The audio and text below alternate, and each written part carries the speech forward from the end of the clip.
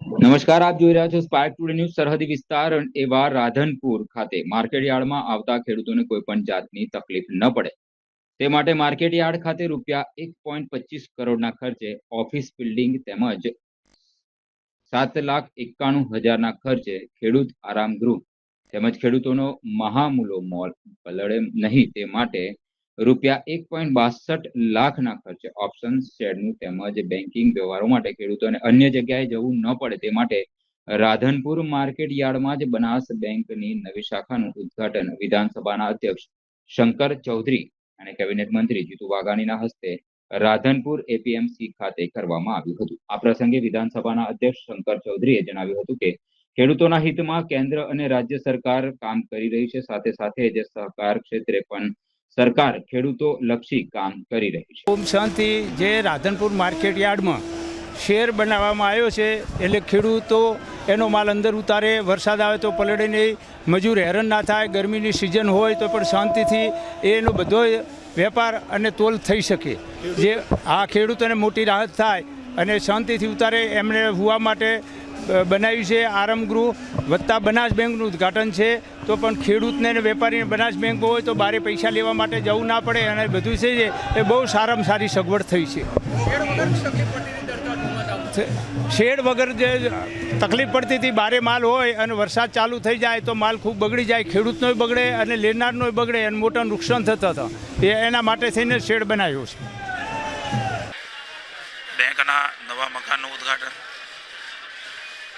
યાર્ડના નવા કાર્યાલયનું ઉદ્ઘાટન, એક નવો ઓક્શન ખેડૂતો માટે એની ખેત પેદાશોનો કરી શકે એના માટે શેડનું ઉદ્ઘાટન અને લોકાર્પણ, સાથે સાથે ખેડૂતોના આરામગૃહ એમના લોકાર્પણ પ્રસંગે આજે શંકરભાઈ ચૌધરી માનનીય અધ્યક્ષશ્રી અને એશિયાની સૌથી મોટી ડેરી બનાસ ડેરીના ચેરમેન અને ધરતીપુત્ર કિસાન પુત્રની સાથે ગઈકાલથી જ અમારા લવિંગજી ધારાસભ્યશ્રી પણ આનંદપૂર્ણ છે.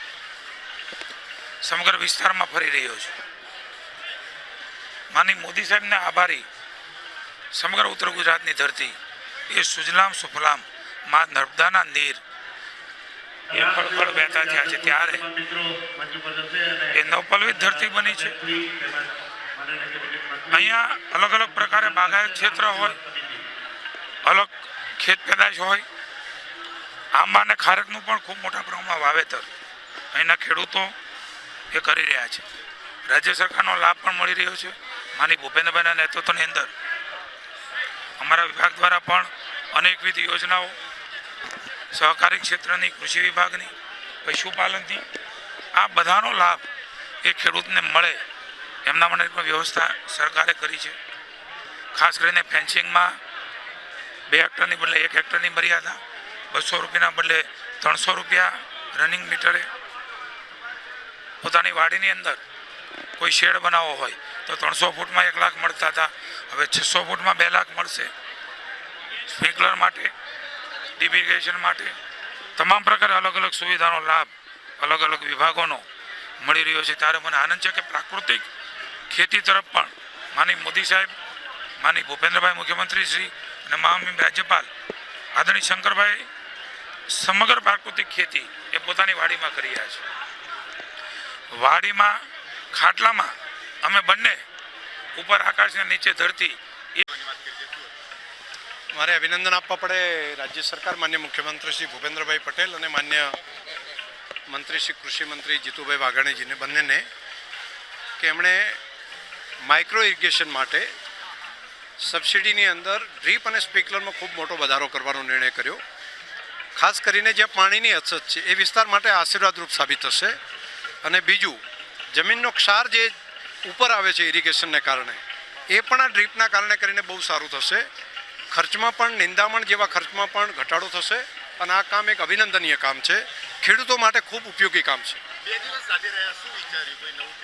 ઘણું બધું માન્ય મંત્રીશ્રી પોતે અભ્યાસુ મંત્રી છે અને ખેતી અને ખેડૂત માટે નાની નાની બાબતનું સમજી રહ્યા છે, જોઈ રહ્યા છે અને એને સુધારા કરવાનો નિર્ણય જે કરી રહ્યા છે એ ખૂબ સારું. અને ખાસ કરીને પ્રાકૃતિક કૃષિ માટે એમણે જે સજાગતા રાખી છે એ ડિપાર્ટમેન્ટને મારે અભિનંદન આપવા પડે.